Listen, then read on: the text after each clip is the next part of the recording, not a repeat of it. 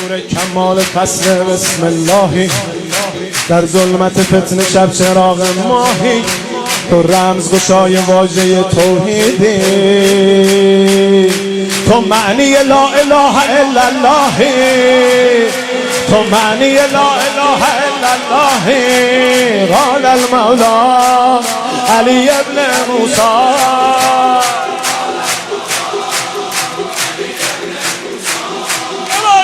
قال المولا کلمت لا اله الا الله، حسنی فمن دخل حسنی امن من عذابی به شروطها و انا من شروطها. من مسلمون شده تو هم توحیدم تویی، عشق جاویدم تویی، توحیدم تویی، عشق جاویدم تویی. ای مهربان ترین امام، همه امیدم تویی، همه زنجان مشهد قطار من تنهایی، زنجان مشهد قطار من تنهایی، روی لب دل تبسم شیدایی، از دور شکوه گنبدت پیدا شد، از دور شکوه گنبدت پیدا شد. مولا تو به پیشواز من میایی، مولا تو به پیشواز من میایی.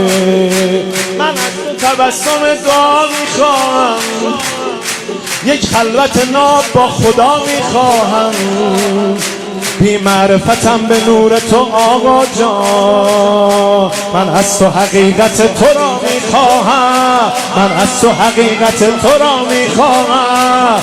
قال المولا علی ابن موسی، قال المولا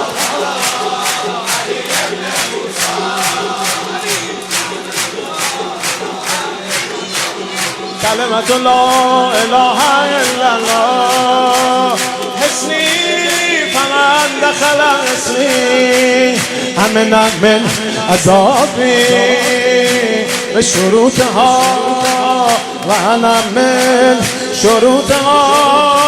من مسلمون شده تو هم یا امام رضا، توحیدم تویی، عشق جاویدم تویی.